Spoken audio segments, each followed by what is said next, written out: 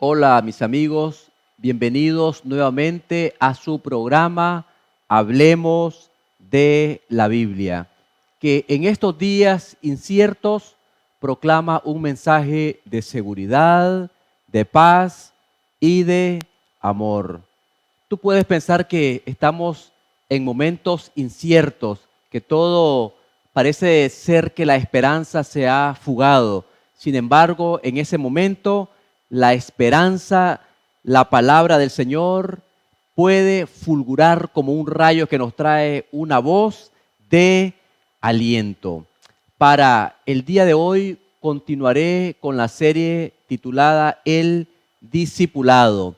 Y para el día de hoy el tema en estudio se titula Juan el Bautista preparando el camino para la venida de Cristo.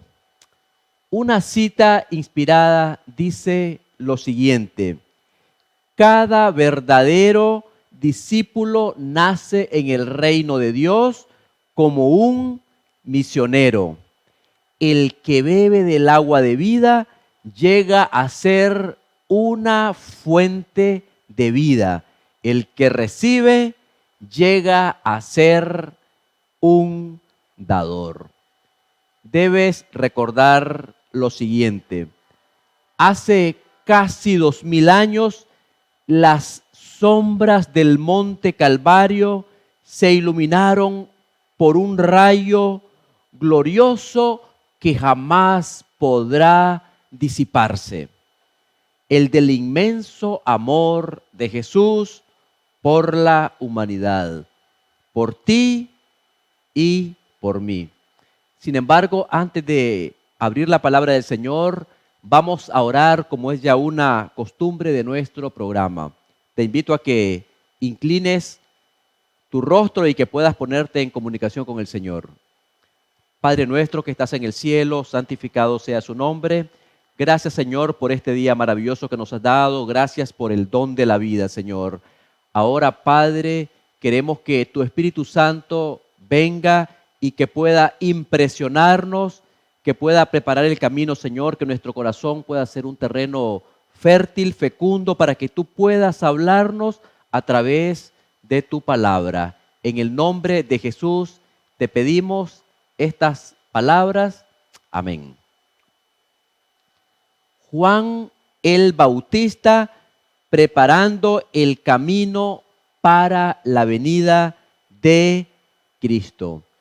La palabra del Señor, la Biblia nos muestra en primera instancia que Juan el Bautista fue elogiado por Cristo cuando Cristo dijo exactamente estas palabras: de cierto os digo, entre los que nacen de mujer no se ha levantado otro mayor que Juan el Bautista, pero el más pequeño en el reino de los cielos mayor es que él.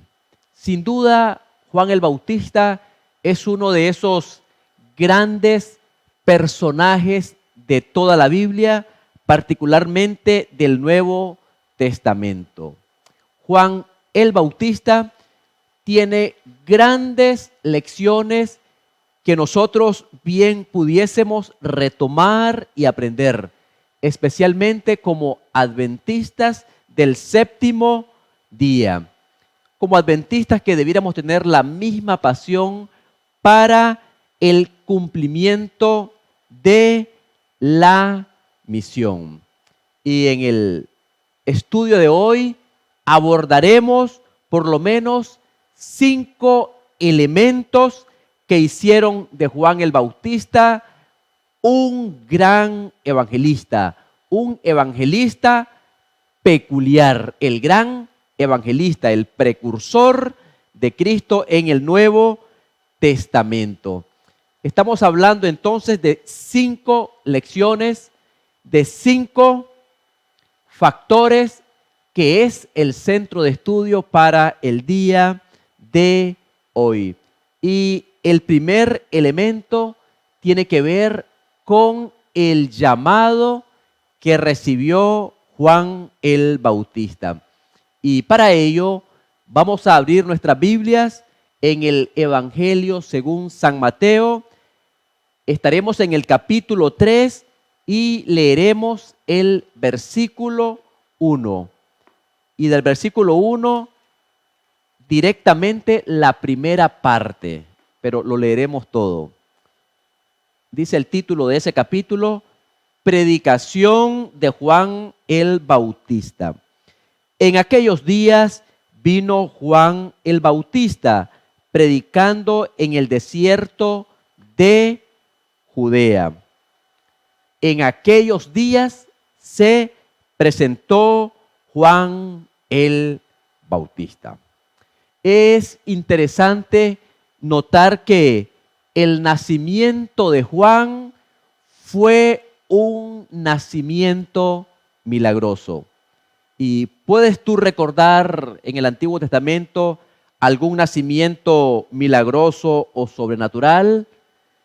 ¿Puedes recordar el caso de Sansón, el gran caudillo, el gran juez de Israel?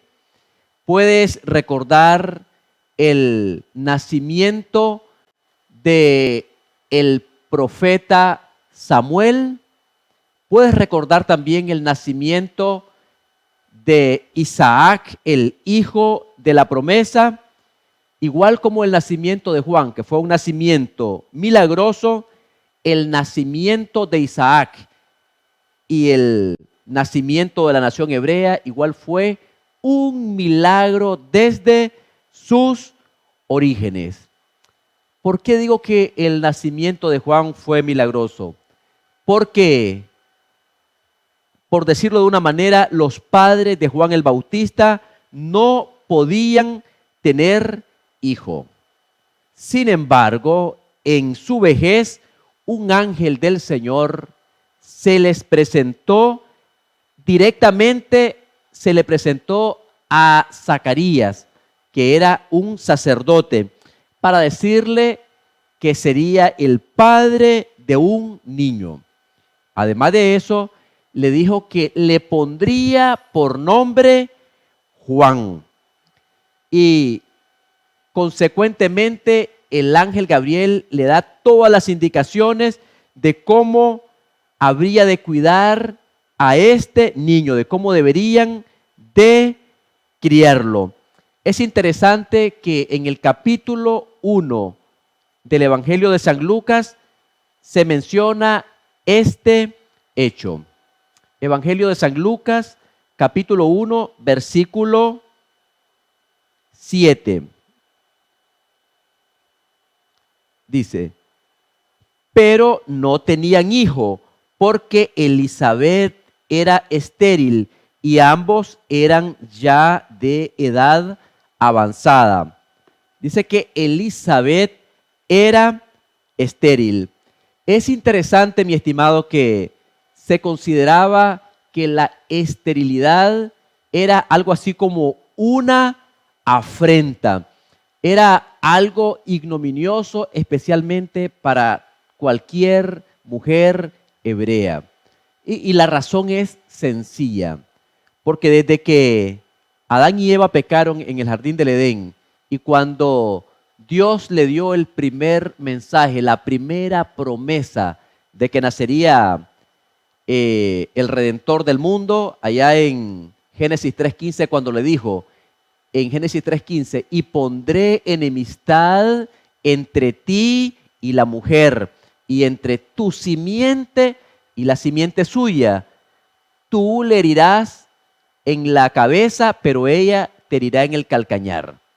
Entonces, cuando se hace esa promesa, toda mujer hebrea pensaba que de alguna manera podía llevar en su vientre al Hijo de Dios. Y al no poder llevarlo a cabo, entonces se consideraba como una vergüenza. La esterilidad se consideraba realmente algo vergonzoso. Es interesante que el ángel Gabriel le da las indicaciones. Vamos a estar en el capítulo 1 de San Lucas y leeremos el versículo 16 y el versículo 17. Dice la palabra del Señor: y hará que muchos de los hijos de Israel se conviertan al Señor Dios de ellos, e irá delante de él con el espíritu y el poder de Elías, para hacer volver los corazones de los padres a los hijos y de los rebeldes a la prudencia de los justos, para preparar al Señor un pueblo bien dispuesto. Es obvio que Zacarías no creía que en su vejez llegara a ser un padre. Y es exactamente a causa de su incredulidad que quedó mudo hasta el día en que Juan nació. Y qué gran diferencia entre el sacerdote Zacarías y aquella humilde muchacha de Belén llamada María. María creyó inmediatamente a las palabras del ángel, creyó en la anunciación cuando el ángel Gabriel le dijo que quedaría encinta. Y sin embargo el sacerdote Zacarías mostró cierta incredulidad. Se dice que la llegada de Juan el Bautista no fue una casualidad. Es decir, estaba planificado según el orden divino. La verdad que Dios no había hablado a su pueblo a través de un profeta en los últimos 400 años antes de la aparición de Juan el Bautista. Había pasado un periodo de unos 4 siglos. Ese periodo se conoce como el periodo intertestamentario, es decir, el periodo que va desde el último escritor del Antiguo Testamento hasta que aparece Juan el Bautista. Si ustedes se fijan en la Biblia, en toda la Biblia se puede observar una página en blanco entre el último libro del Antiguo Testamento y el libro de Mateo en el Nuevo Testamento. Realmente habían pasado 400 años de silencio. En ese periodo no hubo revelación divina. Dios no comunicó ninguno de sus oráculos a alguno de los profetas. Estamos hablando aquí de un periodo de 4 siglos, un periodo bastante largo en la historia de la humanidad. No hubo revelación escrita, para decirlo de alguna manera, pues la última vez que Dios había hablado a través de un profeta fue en el Antiguo Testamento, especialmente en el libro de Malaquías, como está registrado en el capítulo 4, en los versículos 5 y 6. Y esas son las últimas palabras registradas del Antiguo Testamento. Y precisamente fue una promesa maravillosa que hace Dios a través de Malaquías, después del exilio en Babilonia, una promesa post-exilio. Dice la palabra del Señor, Malaquías 4, 5 y 6. He aquí, yo os envío al profeta Elías antes que venga el día de Jehová grande y terrible. Él hará volver el corazón de los padres hacia los hijos y el corazón de los hijos hacia los padres. No sea que yo venga y hiera la tierra con maldición. Y sin embargo, con el anuncio de la llegada de Juan el Bautista, Dios rompe el silencio de 400 años. Porque este periodo intertestamentario, este periodo de silencio, coincide al periodo que sigue después de la muerte de Alejandro Magno. Continuamos con todo ese periodo y llega a su fin con la muerte de Cleopatra y la derrota de Marco Antonio y su muerte allá por el año 30. Y puedes imaginarte qué ocurre en el año 30. En el año 30, en la primera parte de ese año, aparece en la palestra pública Juan el Bautista preparando el camino para la venida del Señor. Es decir, ya Dios tenía todo preparado para la venida de este gran hombre. Sin embargo, aquí podemos hacer una pequeña aplicación. Y yo bien pudiera decirte que en algún aspecto de tu vida es posible de que tú eres la respuesta a la oración de alguna persona que ha estado orando por ti. Y posiblemente tú no te des cuenta. Hay muchas madres orando por sus hijos. Hay muchos padres, madres de familia que están allí de rodillas, suplicando a Dios por la conversión de algún hijo. Hay esposos orando por la conversión de sus esposos que se han apartado del evangelio. Y sin embargo, es posible que alguien haya orado por ti en el pasado. Posiblemente un amigo tuyo, tu padre, tu madre, quizá hasta algún abuelo estuvo orando por ti. Puede sonar extraño, pero es una gran realidad en tu vida. Tú no naciste por pura casualidad. Tú no eres un accidente. Tú naciste en la mente de Dios. Tu nacimiento no fue una sorpresa para Dios. Ya Dios lo había planificado. Es más, Dios ya te había amado desde antes que tú nacieses. Dice en el libro de Salmos, mi embrión vieron tus ojos. Vamos a estar en ese precioso salmo, el número 139. Ahí hay una declaración muy poderosa.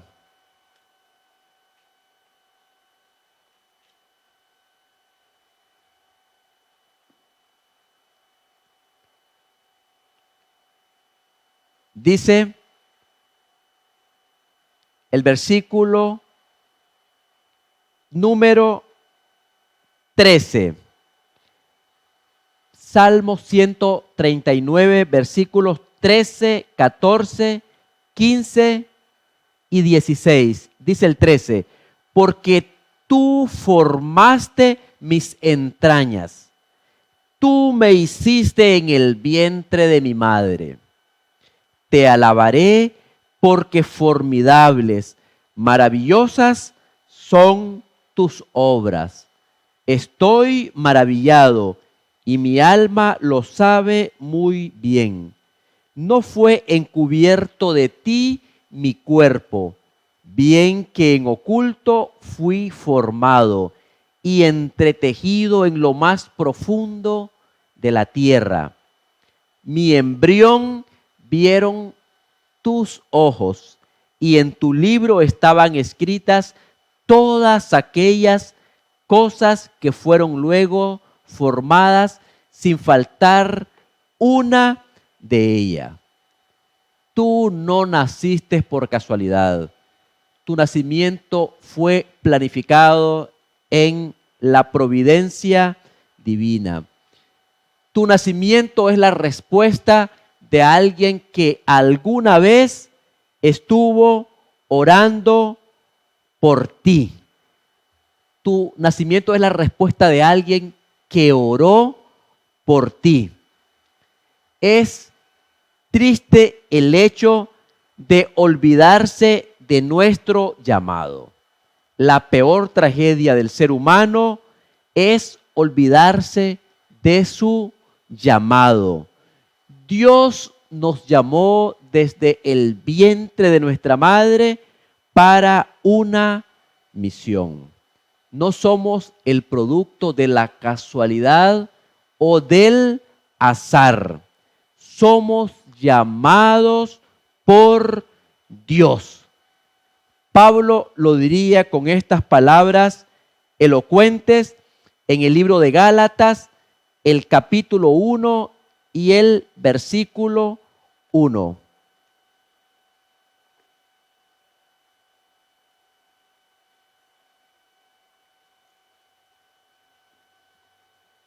Dice Pablo, apóstol no de hombres ni por hombre, sino por Jesucristo y por Dios el Padre que lo resucitó de los muertos. Pablo dice llamado por Dios y no por hombre. De manera tal, mi estimado, que el que olvida quién lo llamó, olvida a dónde Dios quiere llevarlo. Todos hemos sido llamados por Dios. De hecho, Jeremías también fue llamado por Dios desde el vientre de su madre. Eso está registrado en el libro de Jeremías, el capítulo 1, los versículos 4 y 5. Y allí Jeremías hace la siguiente declaración. Vino pues palabra de Jehová a mí diciendo, antes que te formase en el vientre, te conocí. Y antes que nacieses, te santifiqué, te di por profeta a las naciones. Entonces es importante saber que fuimos llamados. Y eso precisamente da dirección a nuestra vida. Entonces, la primera lección de Juan el Bautista es que Juan el Bautista fue llamado por Dios y él aceptó el llamado. La segunda lección que podemos sacar de la vida de Juan el Bautista tiene que ver con la misión. La misión. ¿Por qué razón? Porque todo llamado de Dios implica una misión. No existe en la mente de Dios un llamado sin una misión para trabajar. Toda la persona que entiende que ha sido llamado por Dios acepta la misión a la cual Dios lo ha llamado. Vamos a estar en el libro de San Mateo, el capítulo 3, y leeremos el versículo 1. Y dice allí la palabra del Señor. En aquellos días vino Juan el Bautista predicando en el desierto de Judea. En aquellos días vino Juan el Bautista. Otra versión dice, se presentó Juan el Bautista. Vino Juan el Bautista predicando. Aquí la expresión vino o se presentó. Esa expresión se presentó en el griego es paraginetai. Paraginetai, que se traduce como que vino, como que llegó, apareció, se presentó. Esto da la idea y más bien implica la presentación de un oficial o de alguien que ha sido llamado por un rey. O por decirlo de otra manera, es alguien que viene en ayuda de alguien. Entonces es alguien que se aparece. Dice que vino predicando.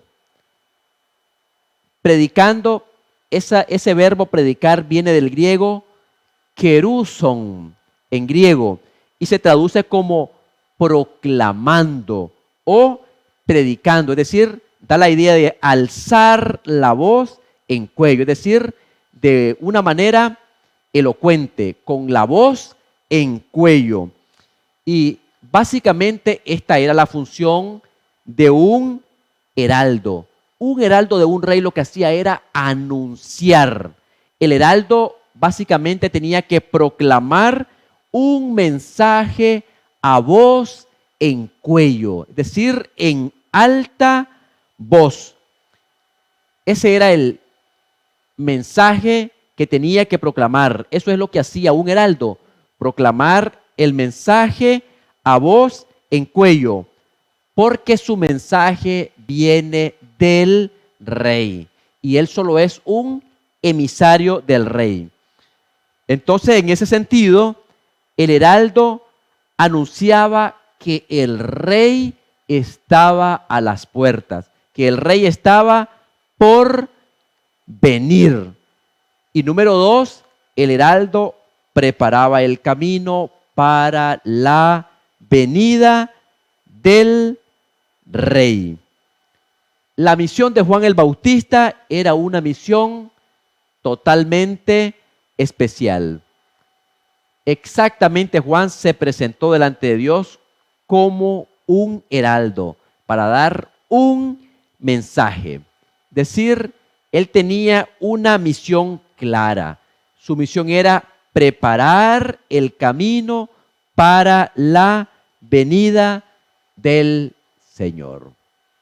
Él no se iba a distraer en otra tarea, en otra actividad, sino que él nació para cumplir esa misión, ser el heraldo, ser el precursor, el que prepararía el camino para la primera venida del Señor. En este sentido, un heraldo no es un embajador plenipotenciario o que tiene plenos poderes. Un embajador no representaba a Cristo en este caso, sino que preparaba el camino para la llegada del Señor. El mensaje de Juan el Bautista era: prepárate para encontrarte con tu Dios. Entonces el objetivo, lo que proclamaba Juan el Bautista o lo que hacía su misión era preparar el camino para la venida del Señor. Vamos a ir al libro de San Mateo, el capítulo 11, leeremos el versículo 14, el versículo número 14. Mateo 11, 14. Y si queréis recibirlo, él es aquel Elías que había de venir. Entonces podemos decir lo siguiente. Dice la palabra del Señor que Juan el Bautista era el Elías que había de venir, que cumplió la profecía del Antiguo Testamento de Malaquías 4, 5 y 6. Entonces tenemos que el primer Elías era exactamente el profeta del Antiguo Testamento. Elías el Tisbita, que era de los moradores de Galaad, que hizo una gran reforma en los días de Acab, cuando había una apostasía increciendo cada vez mayor. Entonces, el primer Elías es el Elías del Antiguo Testamento. El segundo Elías sería Juan el Bautista, que apareció 6 meses antes preparando el camino para la venida del Señor. Y en este aspecto pudiera decir que nosotros como adventistas del séptimo día somos el tercer Elías, que hemos sido llamados para preparar a un pueblo para la venida del Señor. Elías preparó el camino para la primera venida del Señor, para su instauración, para el reino de la gracia. Nosotros como adventistas hemos sido llamados, comisionados por Dios para preparar el camino para la segunda venida de Jesús. Es decir, nuestra misión es paralela a la misión de Elías Tisbita y de Juan el Bautista. Exactamente. Así. Entonces, Juan el Bautista preparaba la primera venida del Hijo de Dios. Es interesante que Juan el Bautista utilizó un pasaje, y el pasaje que se refirió Juan el Bautista es la hermosa profecía de Isaías 40 del 1 al 5. Antes de eso vamos a estar en el libro de Mateo, el capítulo 3, para ver la conexión bíblica. Dice Mateo 3, el versículo 3. Dice allí Mateo: pues este es aquel de quien habló el profeta Isaías cuando dijo: voz del que clama en el desierto, preparad el camino del Señor, enderezad sus sendas. Pues cuando Juan preparó el camino del Señor, básicamente Juan refirió su obra como aquella que había sido predicha por el profeta evangélico en el libro de Isaías, el capítulo 40, los versículos del 1 al 5. Y vamos a estar en ese hermoso pasaje. Aquí dice Isaías, el profeta evangélico: consolaos, consolaos, pueblo mío, dice vuestro Dios. Hablad al corazón de Jerusalén. Decidle a voces que su tiempo es ya cumplido, que su pecado es perdonado, que doble ha recibido de la mano de Jehová por todos sus pecados. Ahora vea la conexión. Voz que clama en el desierto, preparad camino a Jehová, enderezad calzada en la soledad a nuestro Dios. Todo valle sea alzado y bájese todo monte y collado, y lo torcido se enderece y lo áspero se allane, y se manifestará la gloria de Jehová, y toda carne juntamente la verá, porque la boca de Jehová lo ha hablado. Y esto tiene, digamos, la siguiente relación. De preparar el camino del Señor, podemos decir que tiene la siguiente relación.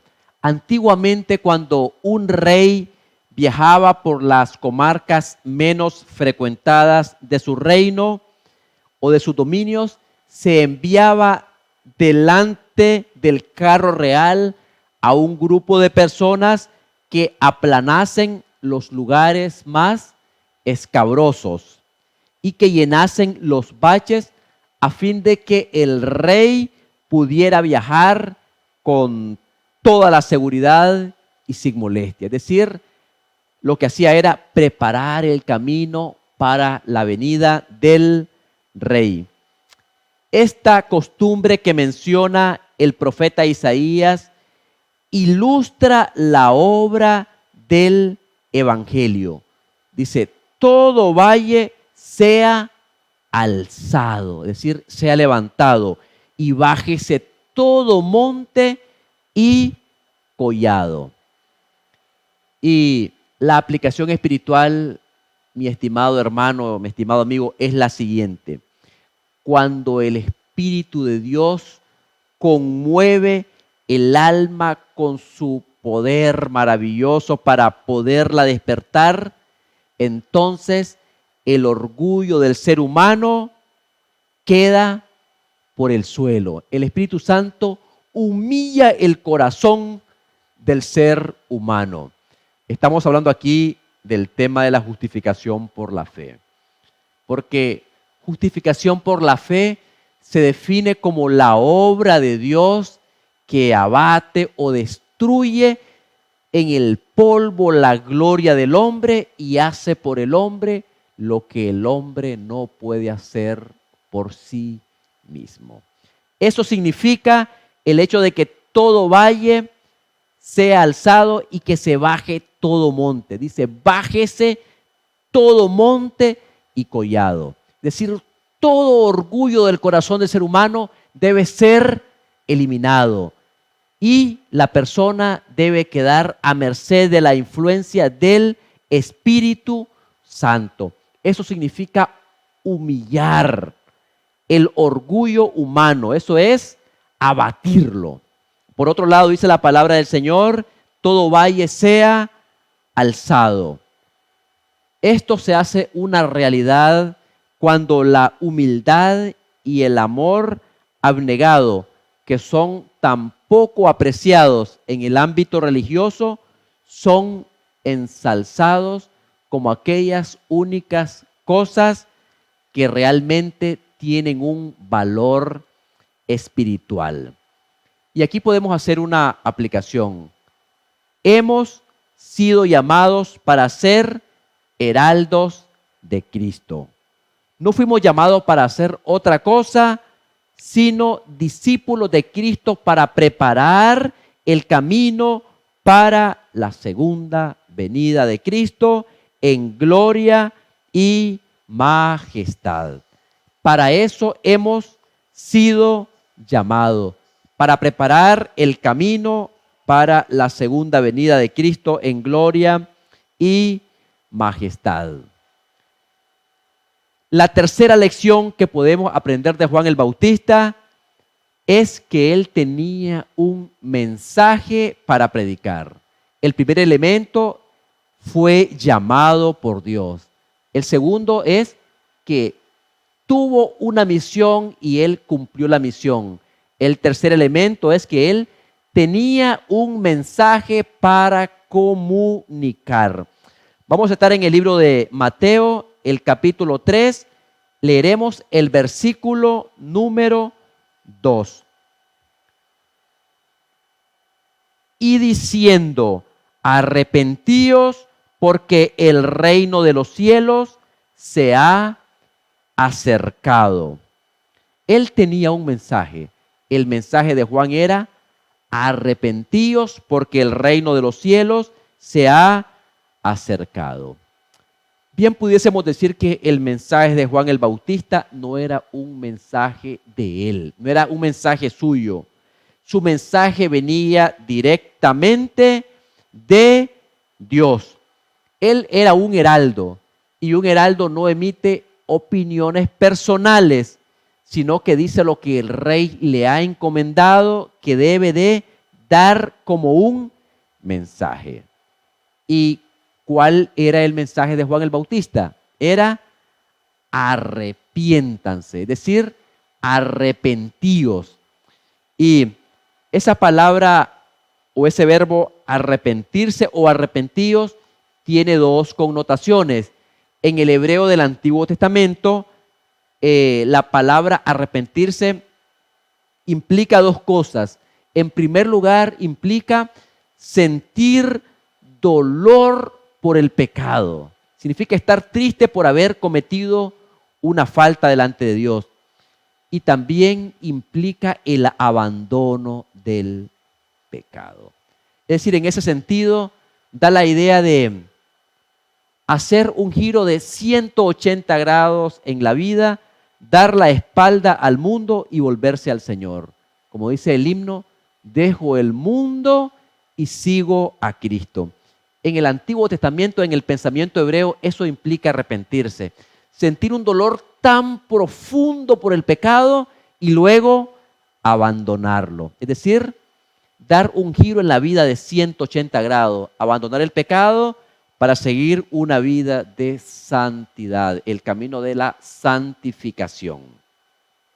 Por otro lado, en el Nuevo Testamento, la palabra o el verbo arrepentirse tiene una connotación diferente. En el griego, arrepentirse es metanoeo.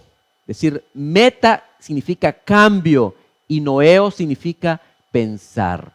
Es decir, estamos hablando aquí de un cambio de mente, de un cambio en la manera de pensar. Arrepentimiento, pues, involucra un cambio en nuestra mente, en nuestra manera de pensar. Requiere una visión totalmente nueva. En ese sentido, podemos decir que desafía a la gente para cambiar su visión que tiene de la vida. Es decir, el arrepentimiento lo que hace es cambiar nuestro paradigma, es decir, nuestra forma como asumimos el mundo y tener una visión totalmente diferente, una visión nueva, obviamente una visión bíblica y también saturada del espíritu de profecía. Entonces significa un cambio de mente. El apóstol Pablo hace una poderosa declaración en la carta a los Corintios, en Primera de Corintios, el capítulo 2 y el versículo 16. Y allí Pablo dice lo siguiente: porque ¿quién conoció la mente del Señor? ¿Quién la instruirá? Mas nosotros tenemos la mente de Cristo. Eso es arrepentimiento. Eso es lo que predicaba Juan el Bautista. Efesios 4, el versículo 26, Pablo da otra declaración y dice Pablo: y renovaos en el espíritu de vuestra mente. Un cambio de mente. Entonces, esa era la obra de Juan el Bautista. Ese era el mensaje: arrepentíos. Es decir, que volvieran al camino. Ese era el mensaje de Juan el Bautista. Ahora, había un problema en los israelitas. El problema es que ellos pensaban que así como ellos estaban, serían salvos. Ellos pensaban que simplemente por ser hijos de Abraham, ya simplemente por esa situación, ya ellos serían salvos. Es interesante de que el mensaje de Juan el Bautista, el mensaje de Juan del arrepentimiento, Juan decía que el arrepentimiento debía ser seguido por las obras, porque la fe se hace evidente a través de las obras. Eso fue lo que expresó Juan en el capítulo 3, los versículos del 8 al 11. El punto es que los israelitas se sentían también, estaban tan cómodos que ellos creían que estaban a cuentas con Dios simplemente por ser hijos de Abraham. Entonces dice Juan el Bautista las siguientes palabras, Mateo 3, 8 al 11. Haced pues frutos dignos de arrepentimiento y no penséis decir dentro de vosotros mismos: a Abraham tenemos por padre. Porque yo os digo que Dios puede levantar hijos a Abraham aún de estas piedras. Y ya también el hacha está puesta a la raíz de los árboles. Por tanto, todo árbol que no da buen fruto es cortado y echado en el fuego. Versículo 11. Yo a la verdad os bautizo en agua para arrepentimiento. Pero el que viene tras mí, cuyo calzado yo no soy digno de llevar, es más poderoso que yo. Él os bautizará en Espíritu Santo y en fuego. Es posible que el mensaje de Juan el Bautista era impopular. De hecho, lo era. De hecho, el mensaje que nosotros como adventistas damos a conocer a este mundo es un mensaje impopular y además es contracultural, es decir, va contra la cultura moderna, pero es un mensaje peculiar que debemos de dar a conocer a todas las personas. Ahora, el hecho de que Juan denunciaba los pecados no significa de que Juan se gozaba con ello. Es cierto, Juan denunciaba los pecados, pero Juan tenía amor por las personas. El mensaje de Juan el Bautista estaba saturado con lágrimas. Llevaba las lágrimas de alguien que anuncia la verdad para que las personas sean salvas y no se pierdan del pecado. Vamos a la cuarta característica de Juan el Bautista. Y esto tiene que ver con el motivo. Es decir, había una motivación.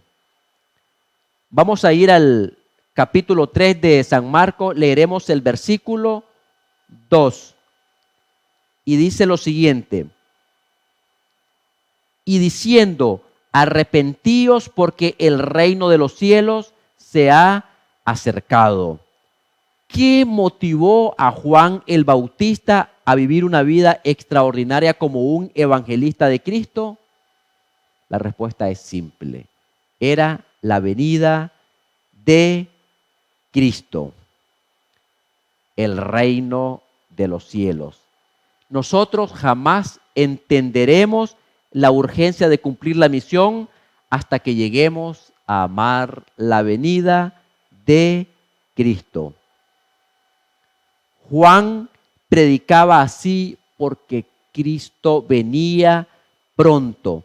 Y ese, mis hermanos, es el mensaje adventista del séptimo día, porque nosotros creemos en la venida inminente de Cristo en gloria y majestad.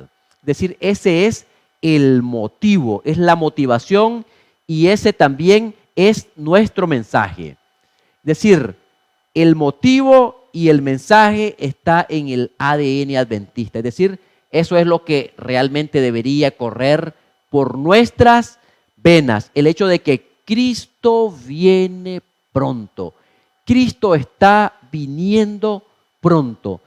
No debemos de perder ni la certeza, ni debemos de perder la inminencia del retorno de Cristo. De hecho, nuestros pioneros tuvieron intensamente el ministerio, vivieron el evangelio porque creyeron en la inminencia del retorno de Cristo.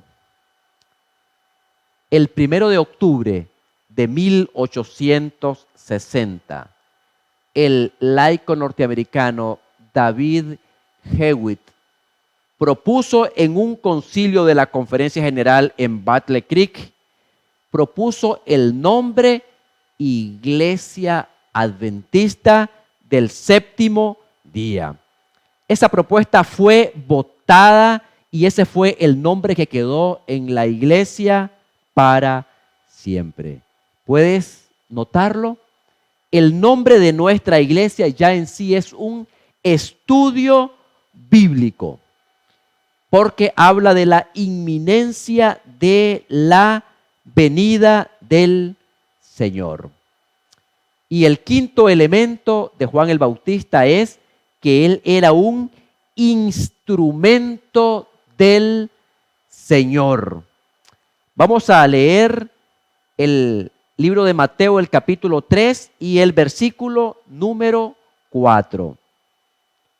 Y Juan estaba vestido de pelo de camello y tenía un cinto de cuero alrededor de sus lomos, y su comida era langostas y miel silvestre. Juan era un instrumento en las manos del Señor. ¿Te imaginas tú a Juan el Bautista? Es posible que en nuestros tiempos, en nuestra iglesia, no sería un invitado especial, especialmente por la forma en que vestía. Juan el Bautista vestía sin frac y sin condecoraciones. Era un varón de tosco sayal, un hombre que tenía hábitos hasta cierto aspecto rudimentario. Sin embargo, Dios lo usó como instrumento, y de esa forma quería enseñarnos que tanto la vestimenta como la alimentación quieren decir que el evangelio es una obra 100% espiritual y misionero. Juan era un hombre de hábitos humildes. Él no vestía de trajes caros, ni tenía una movilidad decente. Y se cumplía en él lo que dijo Jesús: las zorras tienen guarida y las aves del cielo nido, mas el Hijo del Hombre no tiene dónde recostar su cabeza. Es decir, Juan hacía eco de esas palabras de Cristo. Sin embargo, Juan el Bautista, a pesar de su vestimenta y a pesar de su alimentación, cautivaba a grandes multitudes.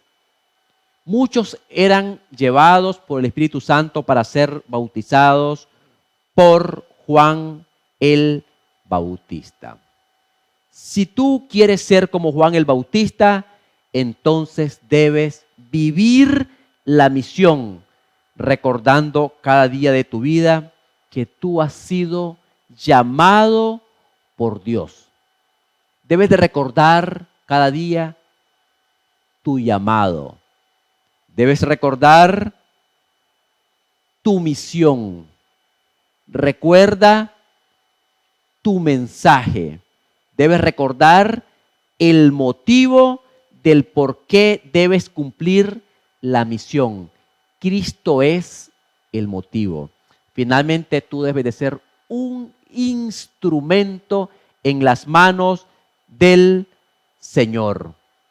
Como adventistas del séptimo día, tenemos un sentido de urgencia, un sentido impelente de misión.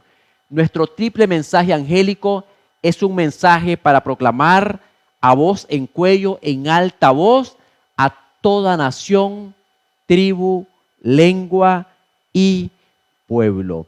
Quiera el Señor que podamos tener ese espíritu y esa pasión de Juan el Bautista. Vamos a orar. Padre nuestro que estás en el cielo, santificado sea su nombre.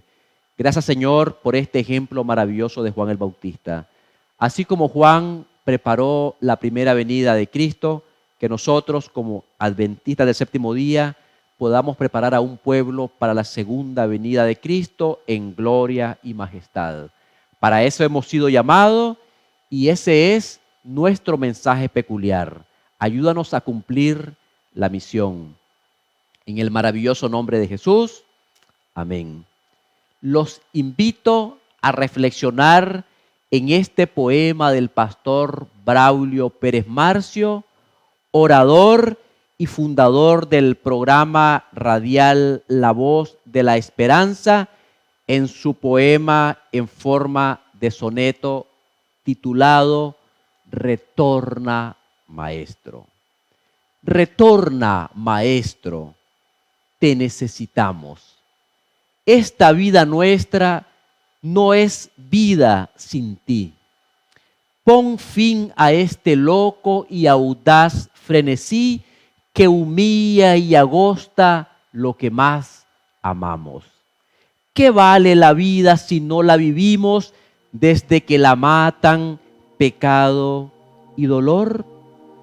¿Qué vale esta tierra desde que el horror de todos los males en ella sufrimos? Señor Jesucristo, tú lo has prometido y no has fracasado en ninguna ocasión. Vuelve por aquellos a los que has querido y de quienes eres única ilusión. Vuelve ya, Maestro, te espera rendido del amor más tierno nuestro corazón. Que Dios te bendiga es mi deseo y oración.